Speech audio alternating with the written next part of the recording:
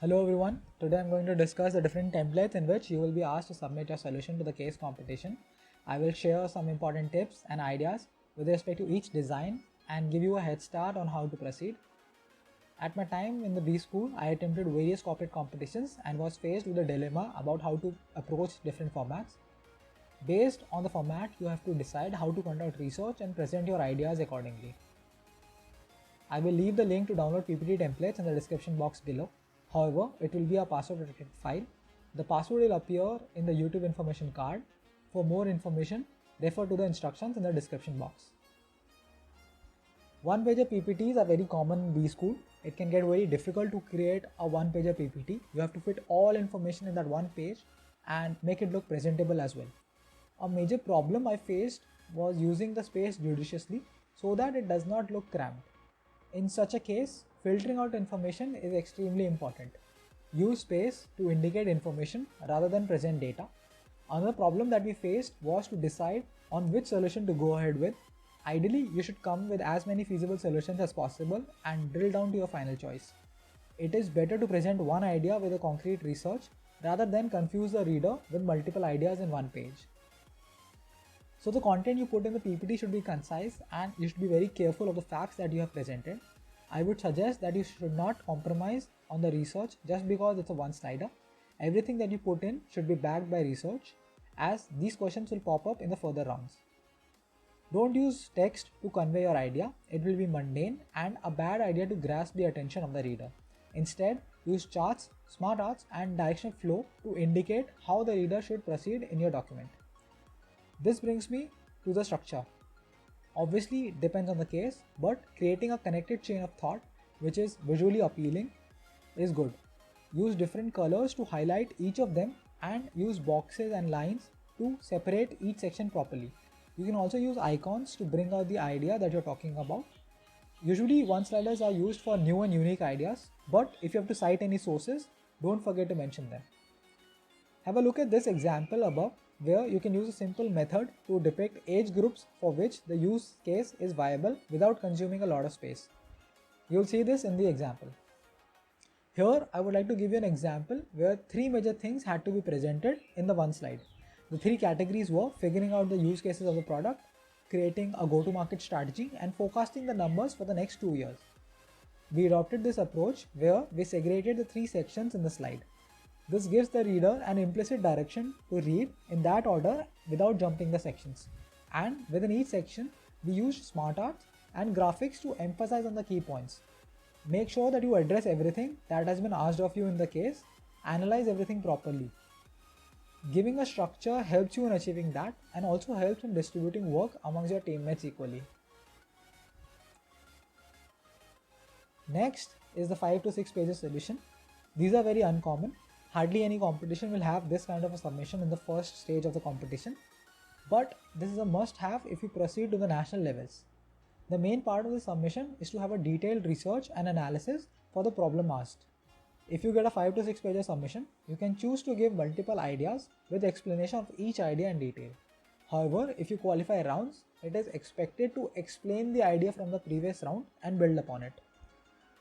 So, content that you put in the PPT should be detailed and extensive. Leave no stone unturned, perform primary research if possible, and leverage secondary research data for insights. Projection and financials become a must in these submissions. So, have dedicated slides for each topic and use breadcrumbs to indicate the flow of information. Also, I'd like to suggest you prepare an executive summary of your idea in the beginning so that the conversation becomes easier. A 5 to 6 pages submission gives you the flexibility to showcase your storytelling talents as well. If you carve out how you solved a problem with a slide for each step, you can earn brownie points just for the structure. Storytelling is a must. Use responses from survey to create a use case or a step-by-step process of arriving at the solution. If the problems asked in the case has defined areas to address, it is better to use the same nomenclature while giving answers. Do mention the source of information used as and when you go. Here I would like to give you an example where my team worked on the set template. We created the executive summary, created a flow of thought and represented our journey to arriving at the solution. At last, we ended with our recommendations. I feel this kind of representation is easy to follow for the readers as well. Next, we come to the template which is provided by the organizing company. In my experience, this is the most rigid template that you will work on, as it will have clear directions for what is asked, with designated space for expressing your ideas. The company has fixed the guidelines and criteria, and they would want you to put your suggestions within the same bucket. So the content you put in the PPT has to be precise. If they are asking you a summary with character limit, do not exceed. If you are asked ideas to increase revenue, do not suggest methods to reduce cost. Beating around the bush will make the reader look elsewhere. So give concrete solutions with a crisp explanation and minimal deviance from the core idea.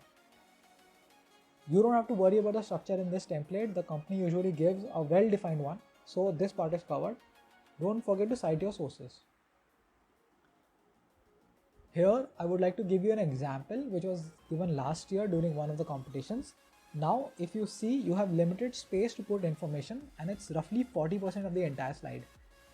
This makes it difficult because you would want to put in as much information as possible without giving up on aesthetics. In this case, we used the small box at the top to focus on the idea and the reason of choosing and the benefit derived from the idea. In the lower part of the slide, we divided into two parts where the larger portion was used to describe the idea in detail and the smaller portion was used for survey results and insights from primary and secondary research to back the idea. It is suggested to follow the guidelines as mentioned and not tweak the template to a large extent. Next, we move to Word document submissions. Word document submissions are not as flexible as PowerPoint but offer great readability. Please do not restrict yourself from using SmartArt just because it's a text format. Feel free to incorporate any images or designs that you would have anyway used in a PPT. The core idea of a doc format is to give a sense of research conducted behind the problem. So make sure you give your assertion and reasoning and not plagiarize the idea. So the content you put in the Word format should emphasize on a streamlined flow of information. You should use bullet points to convey ideas, paragraphs to go into detail, charts for visual representation, and possibly a framework to show structured approach. Like many cases would involve a market entry or branding strategies, so it is advisable to use Porter's 5 forces or Unilever's brand key model to express information effectively. By virtue of a waterfall structure, a stepwise connection is automatically formed. You should use SmartArt charts to enhance the reading experience of the reviewer. Ideally, you should start with a small paragraph in the beginning, similar to an executive summary slide. Then proceed by explaining your solution with the aid of charts, data, followed up by financials and future scope of the work. You should also end with a brief conclusion, citing all your reference material used. I cannot show a template due to data confidentiality, but I hope the flow that I have described makes sense. In case you have any doubts, feel free to reach out in the comment section or through the Telegram group. Thank you for watching this video. In the next part, I will discuss on how to conduct research for your solution and what kind of solutions work. Please share this video with your peers who are struggling with B-School competitions. Thanks.